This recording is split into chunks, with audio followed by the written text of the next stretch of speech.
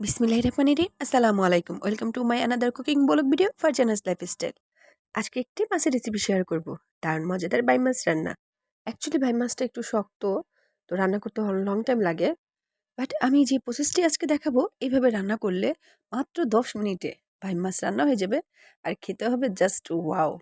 আচ্ছা, এবার কথা না বাড়িয়ে আমরা রান্নায় চলে যাই। এই জন্য একটি প্যান নিলাম, আর প্যানে দিয়ে দিলাম আমি পর্যাপ্ত পরিমাণে কুকিং অয়েল। দেন এর মধ্যে দিব হচ্ছে 1 কাপ পরিমাণ পেঁয়াজ কুচি। পেঁয়াজটাকে একটু হালকা ভেজে নিয়ে প্রথমে এর মধ্যে তেজপাতা, দারচিনি, এলাচ দিয়ে আবার একটু হালকা ভেজে নিব। দেন এর মধ্যে 1 টিস্পুন করে অ্যাড করব জিরা পেস্ট, আদা পেস্ট, রসুন পেস্ট, আর 2 স্পুন দিব টক দই। এই টক দইটা দেওয়ার জন্যই কিন্তু মাছটা কিন্তু খুব দ্রুত কুক হয়ে যাবে। দেন সব মশলা একসাথে আবার একটু ভালো করে ভেজে নিয়ে এর মধ্যে অ্যাড করব পেঁয়াজ পেস্ট।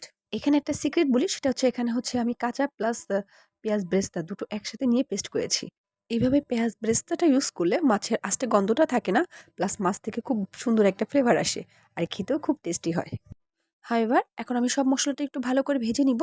যখন একটু তেল ছেড়ে দিবে, তেলের মধ্যে ইউজ করব আমি গুঁড়ো মশলা। আমি এখানে 1 স্পুন করে দিচ্ছি হলুদ গুঁড়ো, ধনিয়ার গুঁড়ো, আর মরিচের গুঁড়ো দিয়ে আবারও ভালো করে একটু মিক্সড করে ভেজে নিচ্ছি। এই পর্যায়ে আমি মশলাটাকে একটু কষিয়ে নিব।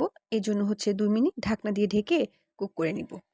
নাও 2 মিনিট পর ফিরে এসে আমি মশলাটাকে আবার একটু ভালো করে ভেজে নিয়ে এর মধ্যে দিয়ে দিব হচ্ছে আমার সেই বাইম মাছ। বাইম মাছটা আমি ভালো করে পরিষ্কার করে ধুয়ে লবণ হলুদ দিয়ে মাখিয়ে রেখেছিলাম। এখন মাছের সাথে মশলাটা ভালো করে একটু ভেজে নিব। দেন এটাকে আবারও ঢাকনা দিয়ে ঢেকে কুক করব অনলি 2 মিনিটস। 2 মিনিট পর ফিরে এসে আবার মাছটাকে একটু হালকা ভেজে নিব। দেন এর মধ্যে ইউজ করব পরিমাণ মতো লবণ। এখানে লবণটা আমি আগে দেইনি, কারণ আমি লবণ হলুদ দিয়ে আগেই মাছটা মাখিয়ে রেখেছিলাম। এজন্য প্রয়োজন বুঝে আবার একটু লবণ ইউজ করেছি। এখন এই মাছের সাথে মশলা একটু ভালো করে ভেজে নিয়ে এর মধ্যে 1/2 কাপ পরিমাণ পানি দিয়ে ওয়েট করব পানিতে বলক আসা পর্যন্ত। পানি যখন বলক চলে আসবে, দেন এর মধ্যে ইউজ করব কয়েকটা আস্ত কাঁচামরিচ। কাঁচামরিচটা দিয়ে আবারও ঢাকনা দিয়ে কুক করব অনলি 5 মিনিটস। 5 মিনিট পর ফিরে এসে ঢাকনাটা তুলতেই এত সুন্দর একটা অ্যারোমা ছড়ালো, কি আর বলবো। আমার রান্না কিন্তু কমপ্লিট হয়ে গেছে। মাত্র 10 মিনিটে কিন্তু এই রান্নাটা করা যায়। এখন সার্ভ করার আগে এর উপর দিয়ে দিচ্ছি 1 চামচ পরিমাণ ভাজা জিরে গুঁড়ো। হালকা একটু মিক্সড করে নিলেই আমার রান্না কিন্তু complete. So ready to serve my easy and tasty fish recipe. এইভাবে একবার হলেও এই মাছ রান্নাটা ট্রাই করে দেখবেন, খুব ভালো লাগবে। এর টেস্ট আরও বেশি পেতে চাইলে এর মধ্যে একটু নারকেল বাটা ইউজ করবেন। আমার কাছে ছিল না অ্যাভেলেবেল, যার কারণে আমি ইউজ করতে পারিনি। তো কেমন লাগলো রেসিপিটি অবশ্যই কিন্তু কমেন্টসে জানাবেন। আর যদি ভালো লেগে থাকে শেয়ার করে দিবেন। ভালো থাকবেন। আল্লাহ হাফিজ।